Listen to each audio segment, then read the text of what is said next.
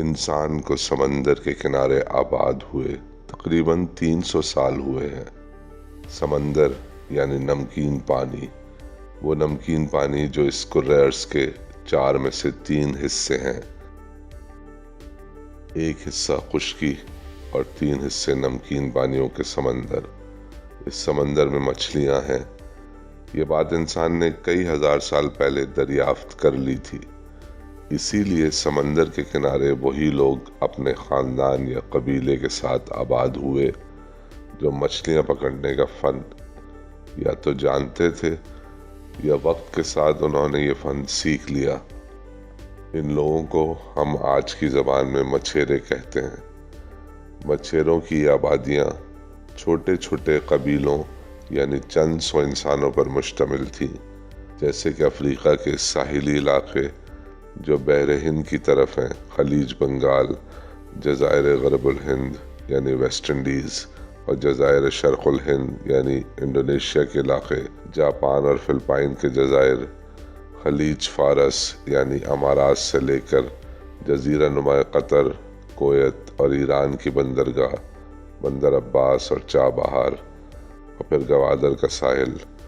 یہ ساری آبادیاں کئی صدیوں سے انسانوں کا مسکن رہیں اور یہاں بسنے والوں کا کاروبار ماہی گیری ہی تھا، لیکن 300 سال سے پہلے کبھی بھی یہ آبادیاں پھیل کر شہر نہ بن سکی، باوجود اس کے کہ سمندر میں بیش بہا خزانے خصوصاً مچھلیاں اور جھینگے موجود تھے۔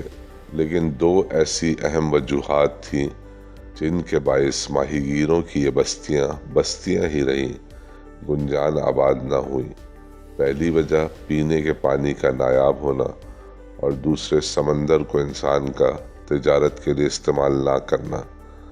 مگر آج دنیا بھر کی زیادہ تر تجارت کا دار و مدار بحری جہازوں کی آمد و رفت اور ان کے ذریعے بھیجے جانے والے مال پر ہے۔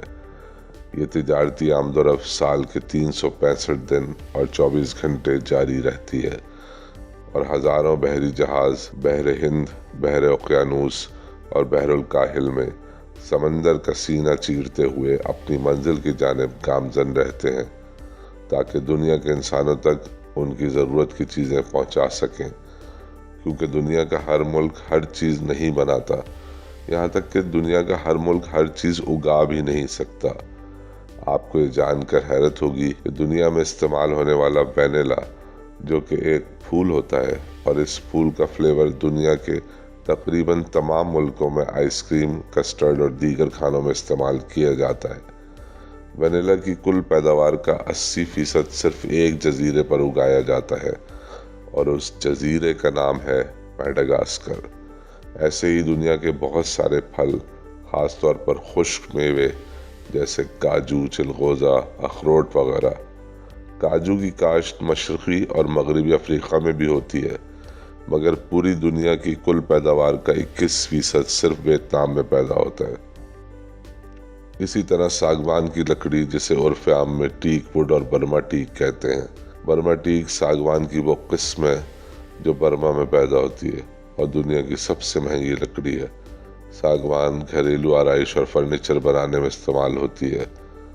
دنیا میں ٹیک would Burma, Indonesia, Sri Lanka اور فلپائن میں پیدا ہوتی ہے اور ان ملکوں سے دنیا بھر کے ممالک میں بحری جہازوں کے ذریعے بھی بھیجی جاتی ہے۔ تازہ پھل جیسے آم اور سٹرس فیملی کے تمام پھل دنیا کے اکثر ملکوں میں نہیں پیدا ہوتے اور پاکستان سے یورپ، امریکہ اور کینیڈا میں ہر سال ٹنوں کے حساب سے بھیجے جاتے ہیں۔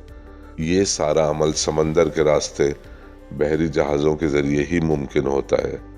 یہ سارا گورکھ دھندا دوسری جنگ عظیم ہونے تک اتنا بڑا نہ تھا جتنا آج ہے اور 21ویں صدی میں مزید فعال ہو گیا ہے۔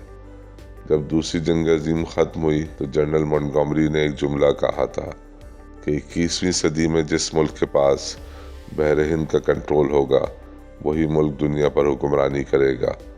آج بحر ہند پر امریکہ بہادر کا کنٹرول ہے اور وہ اپنے متعدد بحری بیڑوں کے ساتھ بحر ہند میں سمندری جہازوں کے ٹریفک کو کنٹرول کرتا ہے۔ ان بحری بیڑوں پر سینکڑوں جنگی ہوائی جہاز روزانہ اپنی پروازوں کی وجہ سے لاکھوں لیٹر فیول جلاتے ہیں۔